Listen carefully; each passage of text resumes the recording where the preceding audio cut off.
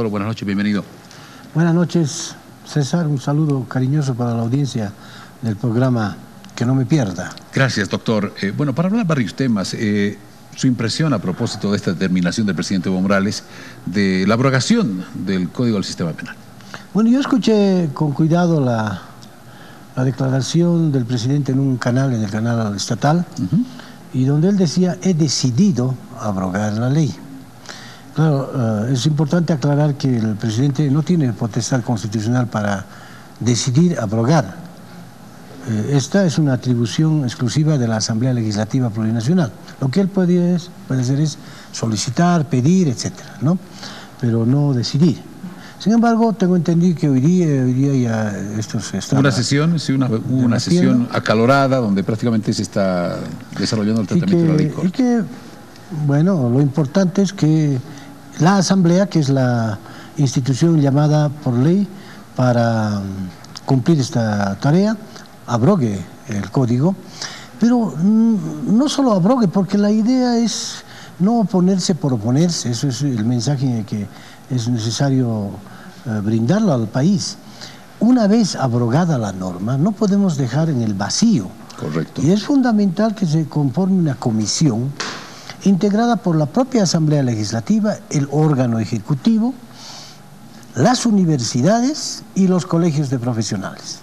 Así, yo creo que ese es más o menos lo más idóneo, y darle un plazo en un criterio como abogado, ¿no? Habiendo leído la norma. Es una norma que tiene defectos y virtudes. Entonces lo que tiene que hacerse es reivindicar la parte positiva, la parte constructiva de la norma, y eliminar la parte tóxica, aquella que ha sido cuyos artículos han sido cuestionados especialmente por el tema de violación a los derechos humanos.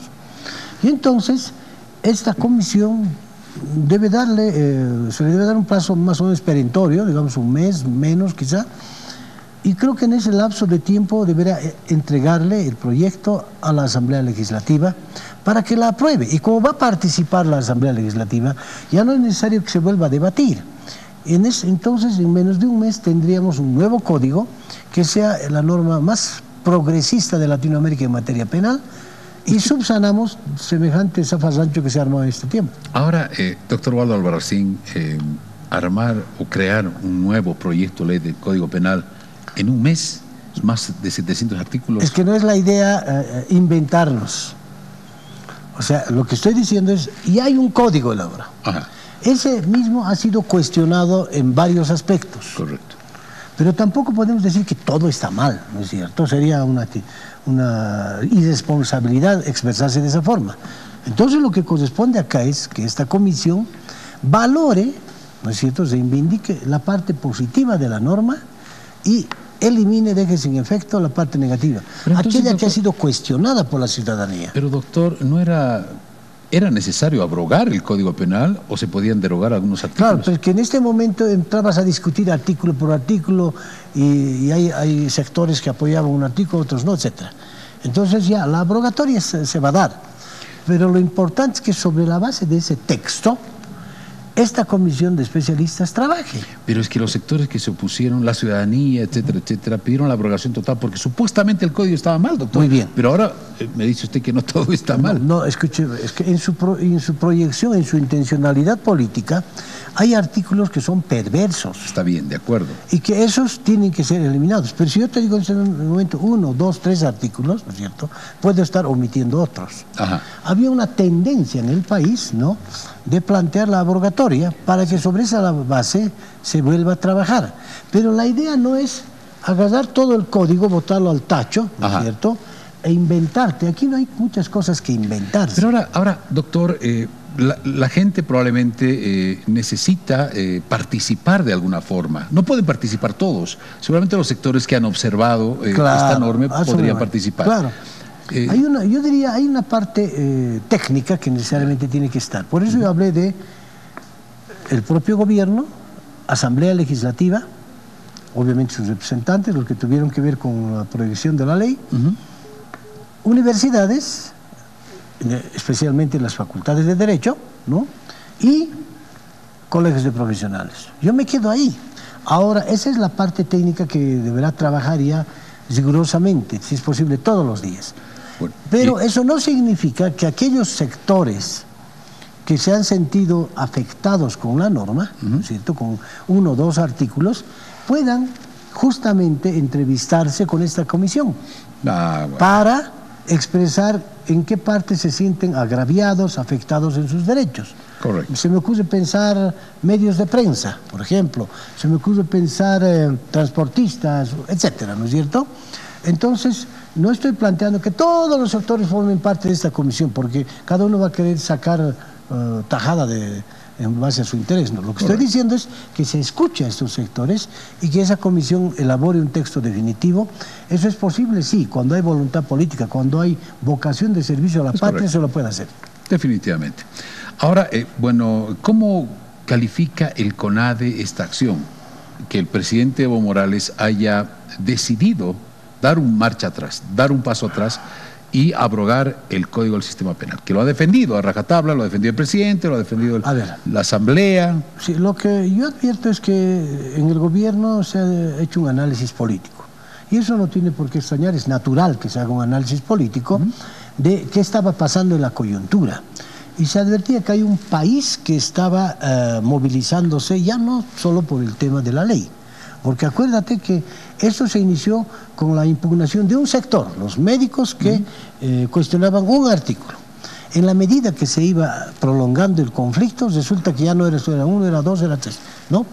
Pero después de que gran parte de la ciudadanía cuestionó la ley, ¿no?, a ellos se sumaron otras consignas, como el tema del 21 de febrero, es decir, el referéndum. Y así sucesivamente se podrían ir sumando muchas más. Entonces yo creo que en el análisis político del gobierno, ellos han dicho, cortaremos esto de cuajo, abrogando la norma, porque no te olvides que inicialmente solo aceptaron conversar, después aceptaron derogar el artículo y uno más, ¿no es cierto? Y dijeron, no se puede abrogar todo. Ahora lo hicieron. Todo eso obedece a una evaluación política de qué es lo que está pasando en el país. Ahora, doctor, pese a la determinación del presidente del anuncio de la abrogación del Código del Sistema Penal, hay sectores que continúan movilizados, es decir, no se ha parado la movilización. Porque hay un problema mucho más grande que lo de la ley, y eso es bueno decirlo acá, no en función de generar más conflictos, sino es necesario que se debata con amplia libertad. ¿Qué caracteriza tu programa? La idea, ¿cuál es? Lo que hemos advertido en este tiempo es un afán casi obsesivo del gobierno de conducirnos a un escenario donde el poder y las decisiones estén concentradas prácticamente en un solo órgano. Es decir, el gobierno concretamente, con la potestad de controlar, ¿no?, las decisiones del órgano judicial, ya lo ha hecho con el Tribunal Constitucional, las decisiones del órgano electoral, las decisiones del Ministerio Público, de la Contraloría y, en fin, de un conjunto de instituciones, un poco al tenor de lo que en algún momento dijo el vicepresidente. Si queremos garantizar el proceso de cambio, debemos controlar todo el Estado. Correcto. Ya. Ahora, ese afán del gobierno, que se parece mucho también a lo que hicieron los otros gobiernos, ojo, para ser ecuánimes. Claro. Los del GON y los del MIR, en fin, hicieron lo mismo. Eso daña a la democracia. ¿Por qué la democracia boliviana no ha avanzado en estos 30 años? ¿Por qué se ha estancado? Precisamente porque todos los gobiernos, incluido el del MAS, ¿no?, han hecho todo lo posible para ejercer un control fáctico de los otros poderes, cuando en realidad debería ser al revés. En democracia tiene que garantizarse y consolidarse independencia de poderes. Ahora, doctor Albarracín, es cierto, pero aparentemente dentro de este contexto que ha provocado la abrogación del Código Penal, una movilización ciudadana, hay otros actores de orden político partidario que estarían detrás, según lo ha identificado el gobierno, que señalan que ahora el tema de las movilizaciones no se han terminado. ¿Por qué? Porque ahora van a exigir el cumplimiento de los resultados del 21 de febrero del 2016. Es decir, primero fue el tema de los médicos, luego fue la abrogación del Código Penal, y ahora es el 21F, o sea, es decir, esto no para. No están equivocados, porque evidentemente es así, y eso no es malo, porque va en el contexto de lo que te dije hace un momento, y es que lo que les reclama la sociedad civil al gobierno, al Estado boliviano, es que de una buena vez se consolide el sistema democrático en Bolivia como un escenario de convivencia pacífica, de una relación horizontal entre Estado y sociedad civil, de respeto a los derechos humanos, respeto a la libertad de prensa, que los medios de difusión no estén trabajando con el Jesús en la boca porque por ahí alguno de tus colegas da una opinión y a los 3 días puede estar siendo destituido de ese cargo porque el gobierno le amenaza con no dar publicidad a ese medio, etc. Entonces, es necesario reconstruir los conceptos democráticos en el país, lo que debieron haber hecho antes. Entonces, ¿por qué surge la CONADE? Es a eso a lo que quiero llegar. La CONADE es el Comité Nacional de Defensa de la Democracia, y lo que esta entidad que empieza a aglutinar a otras, ¿no? Porque es como una especie de instancia de coordinación, si tú quieres, ¿no? Donde están comités cívicos, entidades sindicales, organismos de derechos humanos, universidades, en fin.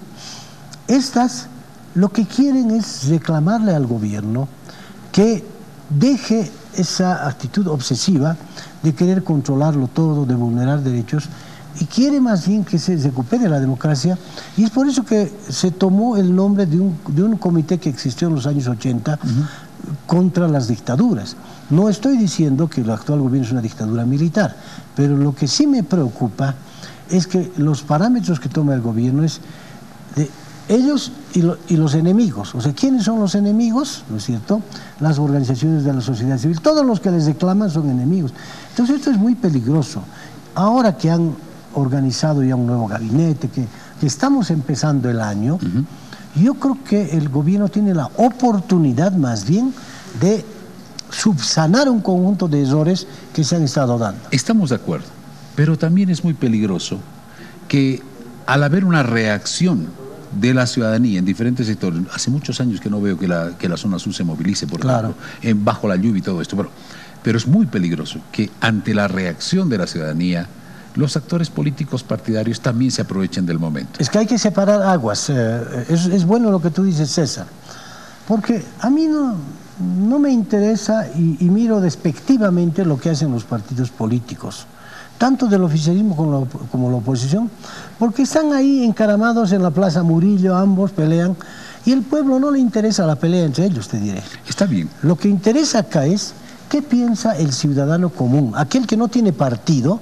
político, que quiere paz social, que quiere... Y que no puede laboral, decir, no puede expresarse porque había un cierto temor. Entonces ha encontrado en estas entidades, CONADE, etcétera, una forma de expresión y porque no se siente manipulada. Está bien. Entonces, yo te diré que el gobierno no está preocupado por lo que hagan los partidos de oposición, porque esos, como te dije el otro día, no le hacen ni cosquillas al gobierno, más bien son funcionales, porque están ahí como una oposición inofensiva, con una huelguita, alguna declaración en la prensa. Lo que le preocupa al gobierno es la expresión del pueblo en las calles. Lo que le preocupa es que se organice en CONADE, en otras entidades de esta naturaleza, porque esas le están reclamando temas de fondo. Está bien. Eso está claro, eso es legítimo, al igual que la participación de otros sectores. Por ejemplo, hay sectores claramente, podríamos decir, movilizados y que son parte de la lucha permanente en este país. El sector del magisterio y otros sectores que también son parte de este movimiento, ahora, justamente ahora, y que por eso le decía, es complicado y al mismo tiempo es delicado desvirtuar una movilización cívica, una movilización ciudadana con algunos actores y componentes políticos. Claro, a ver, voy a poner el ejemplo de cualquier ciudadano, y si tú quieres hasta mi persona. Yo obviamente cuando fui a votar a las urnas ante la convocatoria del Estado, porque si no iba me sancionan, ¿no es cierto? Correcto. Voy a cumplir un deber como otro, voto, y resulta que ahora mi voto no vale. Totalmente. Entonces lo que está reclamando toda esa gente es que cuando dice que se cumplan los resultados del 21 de febrero, es que es parte de la democracia participativa. Ahora tiene un derecho adquirido. Estamos absolutamente de acuerdo. Ahora la pregunta es, ¿tendrá la misma lectura el gobierno? Probablemente sí, probablemente no, pero el gobierno tiene un deber, porque es un gobierno que ha llegado a las urnas por la vía constitucional, no le podemos negar. Correcto. Ha llegado al poder vía las urnas, mejor dicho. Entonces, como todo gobierno que se ha consolidado en esa instancia de poder por la vía constitucional, tiene que comportarse constitucionalmente con la sociedad civil. ¿Eso qué significa? El principal obligado a garantizar el cumplimiento estricto de los resultados del referéndum del 21 de febrero es el propio gobierno. Hace un instante escuchaba unas declaraciones de uno de los magistrados del Tribunal Constitucional desde la capital del Estado y decía que evidentemente el fallo sobre el tema de la repostulación es irreversible desde el Tribunal Constitucional. Para el Tribunal Constitucional puede ser irreversible, pero ojo, para el país, el fallo como texto literal, si tú quieres, puede o no ser irreversible, pero lo que no puede pasar es que en democracia, que el fallo dictado por 6 personas se antepongan a un referéndum en el contexto de la democracia participativa. ¿Quién es el verdadero soberano en democracia? No es el gobierno, no es el Tribunal Constitucional. El verdadero soberano es el pueblo. Y ese pueblo ha dicho su palabra, eso se tiene que cumplir. Si el sí hubiese ganado, también tendría que haberse cumplido. Pero es el no el que se ha impuesto. Por tanto, no hay fallo constitucional que pueda interponerse a los resultados de un referéndum, porque esos tienen efecto vinculante. Y en su momento el órgano electoral va a tener que actuar así, por un criterio básico. Como hay independencia de poderes, por lo menos formalmente, la Corte Electoral no puede decir, aquí hay un fallo del Tribunal Constitucional, por tanto yo no aplico. Porque es esa Corte Electoral la que ha llevado adelante el referéndum y está obligada a hacer cumplir sus resultados. Ahora habrá que esperar el pronunciamiento del Tribunal, del Tribunal Electoral, claro. Del Tribunal Supremo Electoral, correcto, doctor Albarracín.